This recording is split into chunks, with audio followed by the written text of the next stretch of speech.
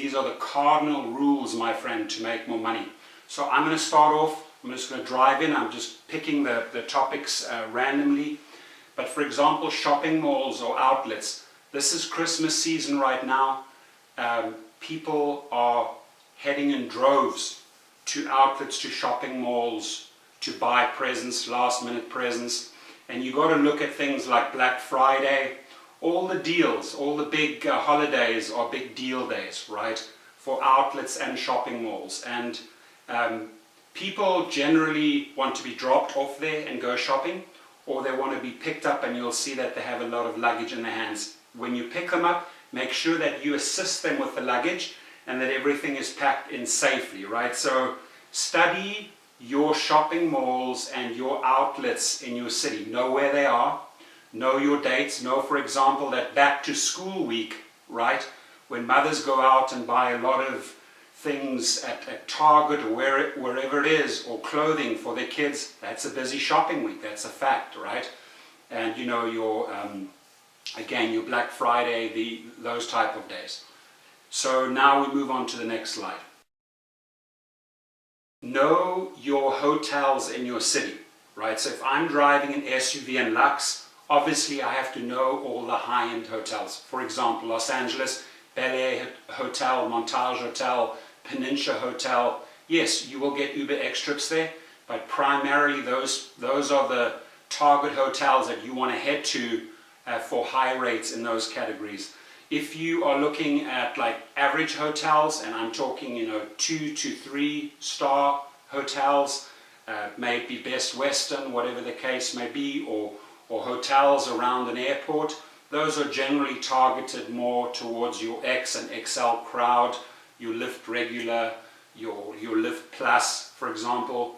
But if you are in the categories that I operate in, SUV and Lux, you want to know all the high-end hotels in your city. That means if you've just dropped someone off, okay, where is my closest hotel? Okay, let me head over here. I can already schedule the next pickup within 2-3 minutes because I know exactly where what hotel is in that neighborhood. We move on to the next slide.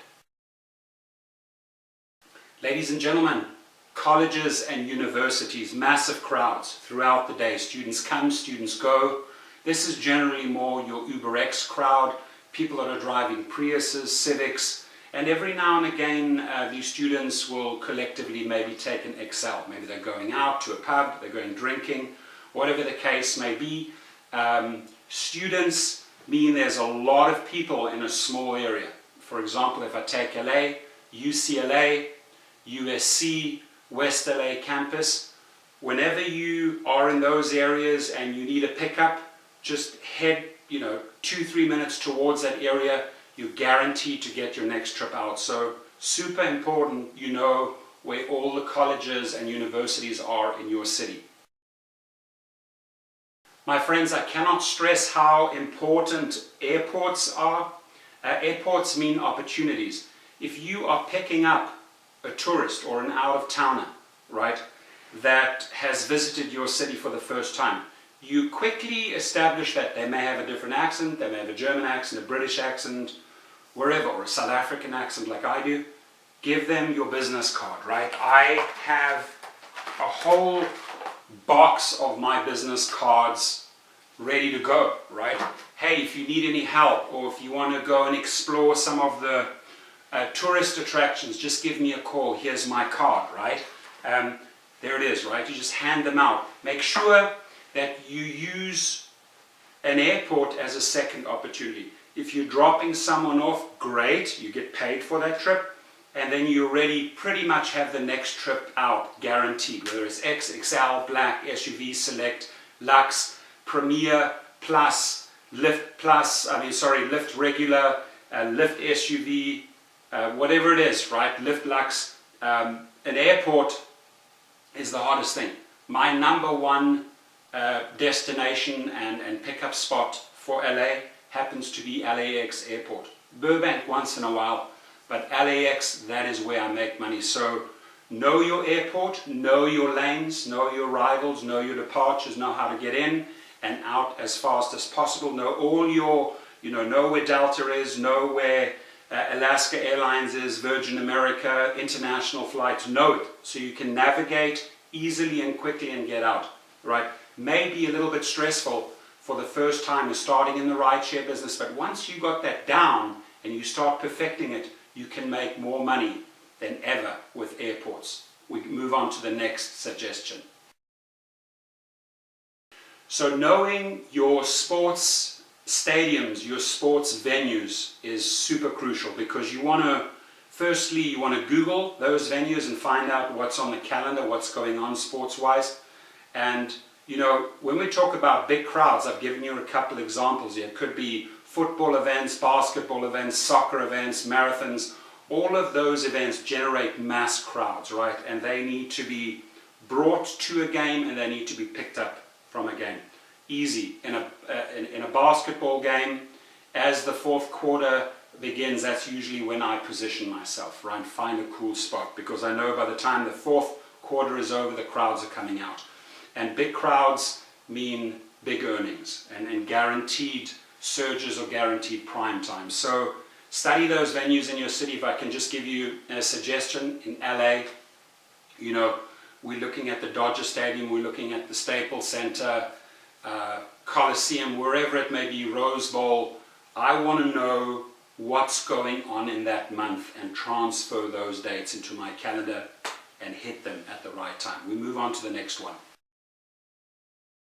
Ladies and gentlemen, knowing your nightlife and your lunchtime hours, because a lot of business people obviously go to restaurants in little groups, or at night, you know, knowing your clubs, your strip clubs, your restaurants, your main entertainment areas where people go to party and have fun and drink. Usually these locations are associated with a lot of alcohol, right? So the later it gets, the more troubles you pick up, right? I'd say sort of the after 12 o'clock, that's sort of the fine line when people may just slightly go over the edge, and you may sort of encounter a problem, or somebody maybe even throwing up in the car. But these are big money opportunities, especially on a Friday and Saturday night. Know your nightlife, know your restaurants, know your lunch spots, because should you be dropping someone off, let's say in LA again, whether it's West Hollywood, Hollywood, I then need to quickly position myself, whether it's 10, 11 o'clock at night, or 12 or 2 o'clock in the morning as they're all coming out. I need to be ready for the next trip out. Big money makers. We move on to the next one. Concerts, festivals, music events, huge money makers. Just take Coachella, for example. You know, Friday, Saturday, Sunday, you're going to be driving non-stop. Whether it's a U2 concert at the Rose Bowl, I'm giving you an example in LA, or whether it is Taylor Swift playing down at the Staples Center, or Guns N' Roses playing at the Forum. Know your calendars of every single venue, right? In LA, in the big cities, New York, LA, Chicago, there's a ton of these type of venues, right? In smaller towns, you may have smaller venues, but still know the calendar, transfer those dates, those events into your calendar, so you know, okay, on that Friday or Saturday night, it's a guarantee. If I go there at that time, 11 o'clock, when that show is over, I am guaranteed to get a big trip. We move on to the next one. My friends, not every city will have a convention center, but if you do, they are money makers, right? If you take the Las Vegas Convention Center, for example, here in LA, again, I'm always using LA as an example, the LA Convention Center. We just had the LA Car Show.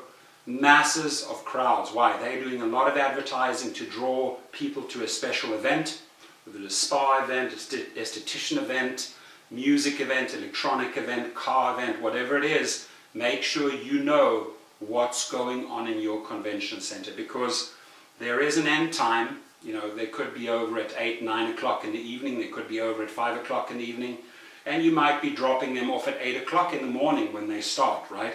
So I always find, if I study these convention center dates very closely, I always make money. We move on to the next one.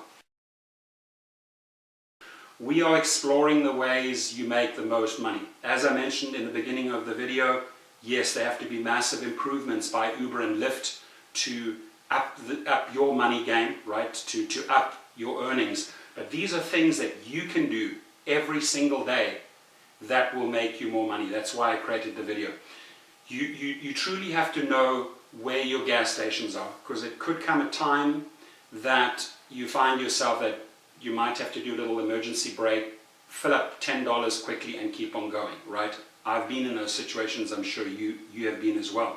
Know where you get your best prices. I know exactly at what intersection and what neighborhood I will find the best gas prices. Now, because I'm gassing up on 91, right, that could be a 20 or 30 cent price difference per gallon, right? You start calculating that out over 365 days. If you know that you'll get, if I pay $3.20 there and I'm paying $2.99 here, and I consistently gas up at the $2.99, my savings over a year are huge, right? And here's another thing that I would highly recommend you do. Please don't just go in and fill up $20 gas. You say, oh, you know what, it feels better, it doesn't cost me so much. No, you will go and gas up so much more, right? I'm talking your frequency of gassing up will increase if you're just filling up little amounts of $15 or $20. May help your wallet or your purse, or you feel better about it, you didn't spend that much money, but guess what, you're wasting time. So go in, fill up the tank, so that you have to do fewer stops at a gas station, because every stop that you are spending there, you're looking at 5 to 10 minutes, that is cutting into your revenue line. Sounds, look, I have to bring it up because I've seen people, I've spoken to people at gas stations. I say to the Uber driver, why, I'm watching a thing, I said, why are you putting in $10? You know what, I don't want to spend so much money. No, you're going to spend another $10 and a half a day, or the very next day.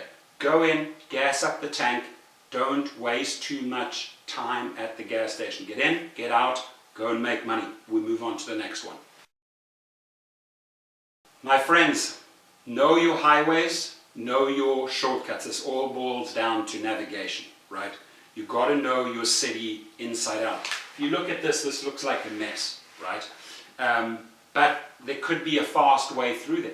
Right, so know all your north to south, east to west highways, know how to navigate around the city, know your shortcuts, because if you can shave off some time for a client, they're going to be happy. You might end up getting a better tip, and you get out on the road and you start your next trip faster, right? So navigation is huge. Give them the option, which route would you like to prefer? The nav system tells me to go this way. Are you okay with it? Yes, cool, that's fine, I know that route. But this is a huge one, right? Because you could be really stuck in traffic for a long, long time if you don't know the layout of your city. So study it well, know it, and apply it. We move on to the next one. If you know your transportation hubs in your city, right? Now, you always have transportation hubs. Some just have more volume of traffic, whether it's in New York or LA, Grand Station, Penn Station, whatever it may be. But knowing your subways, knowing your bus stations, knowing your train stations, knowing your arrival times, sometimes even ferries. Like if I know the arrival times of certain liners, Carnival Cruises or whatever in Long Beach, you know, I've got 1,500, 2,000 people getting off the boat. Usually big families, usually SUV trips, usually XLs. It's truly important to know all your transportation hubs around your city, because it could be that you just dropped someone off at that a restaurant during lunchtime or at the end of the day, and oh my gosh, yes, that Penn Station or that Grand Station downtown is only 3 minutes away. Let me cruise over there. That's my next guaranteed trip out. So know all your transportations in your city. Whether it's a metropolitan city or small city, just know them, study them, and apply it. You will not believe how many people still contact me daily just for general help, right? Hey, I'm stuck in this situation, help me. I don't work for Uber support, right? I don't answer their 1-800 lines. Very often, if I have the time, I always get back to the person. I say, hey, with this particular issue, you might want to contact the hub. I don't know where the hub is. It's easy. Google it. You got to know where your closest hub is in your city. You just got to know it. Why? Because that's where you're going to find a live representative. That's where you could perhaps escalate the matter to management. If you got kicked out the system, if something goes wrong, that, you know what, you got to go there. 30, 60 minutes, that's your go-to place. Also know your 800 numbers and your hubs for both companies, Uber and Lyft, because anything that comes up that may cost you days of downtime cuts into your revenue. So the faster you get to the 800 number, the faster you get to the hub, the quicker you're going to get the issue resolved, and you're going to find out what the true issue is, right?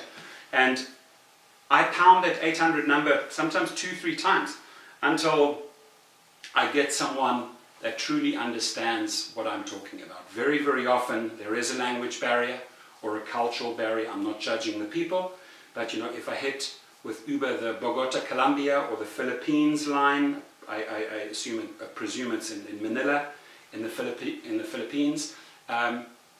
Very often they truly don't know what I'm talking about. So you got to do it again. You got to phone the 800 number again until you get to that person that knows, yes, I know what you're talking about, right? So if you want live help, the best thing is face-to-face with the individual at the hub, Uber or Lyft, or get on that line, ladies and gentlemen. We move on to the next one. This one is huge, rideshare branding. Don't be afraid of it. It may sound complicated, but it's not complicated at all, right? This is really where you can differentiate yourself between drivers, especially income-wise, right? And I've made this video to up your earnings, especially now that we're moving into 2018. Study these and say, hey, is there anything that the rideshare professor perhaps told me here that I'm not implementing, right? And I'm not the know-it-all. Believe me, every single day I'm learning as well. But I can tell you that the drivers that lease cars from me, when I train them up, I go through all of these slides in much more detail, of course. But once they've got it, and they see huge, huge improvements in their earnings. That's why these people stay with me for years. That's why they lease from me for years. But on the branding side, my friends, ask yourself, if you're in Vegas or Miami or Denver or New York or in Flint, wherever you are, right? Who am I? What do I want to represent, right, in social media? Who do I want to brand myself as, right? So if you've got the rideshare girl, or the Uber man, or the rideshare guy, or the simple driver, or the rideshare professor, everyone has given themselves a title and everyone markets themselves in a certain specific way. We generally use the same platforms. Obviously those are, YouTube, Facebook, Twitter, blogging, etc. You can go and buy a book about that at Barnes & Noble, those, let's say, Internet Marketing for Dummies. Not calling you a dummy now, but they help. They just give you the basic 101 rundown of social media marketing. Buy one of those, establish your logo, establish your identity, establish your name, find out on which channels you want to market, because that code, my friends, is worth a lot of money. In fact, if you're not a driver right now and you're watching this and you want to sign up for Uber and Lyft, guess what? I am directing you to my codes beneath this video, because if you sign up there, you get a bonus and I get a bonus. So that's how easy it is. Implement that, create your brand, market yourself. If you're the Vegas Uber guy or whoever you are, or the Miami rideshare hotshot, whoever you are, brand yourself, right? There are a few people in this rideshare business, especially on YouTube, that have done a fantastic job. You know who they are. I don't even have to mention them, but they've done a fantastic job on branding themselves, and they make a lot of money. The money I earn each week on my referrals is pale in comparison to the money that I earn with driving, right? So every time you refer a new driver here or there, you get paid. So look at this. Look into it. I have a lot of videos about it. Other people have done great videos about it. And if there is anything you don't understand in this video, If there's anything that's unclear, you always have my number. You always have my email. They're just right beneath this video. You can reach out to me and say, hey, Rideshare Professor, didn't quite understand what you were talking about here, or could you elaborate a little bit more on this one? I always do. I love helping the people. I love seeing people succeed. I get paid for it, and it creates a connection between me and you will always know one thing about me. I'm a huge advocate for the drivers. I'm not shy taking on Uber and Lyft to improve the lives or the bottom line or the earnings for the driver. That is what I'm known for, right? And I don't just make videos. I write them letters, I write them suggestions, I contact their legal department, and I say, hey, listen, look at this, better this, we deserve more. So please pass this video on. Please share it with your YouTube community. I would really be grateful if you do that. Apply some of these basic rules and talk to me again. You know, in 1 or 2 months, come back and say, hey, you know what, I've been doing that and I have seen a bump in my earnings, or I never did it this way, I'm doing it this way right now, and you know what, I've seen a nice little bump in my earnings. Those are the type of success stories I love hearing. You're more than welcome to share them in the channel. You know, leave a comment there. Please subscribe to my channel, share this, and I wish you, your family, and your friends a very Merry Christmas. And most importantly, drive safe, my friends.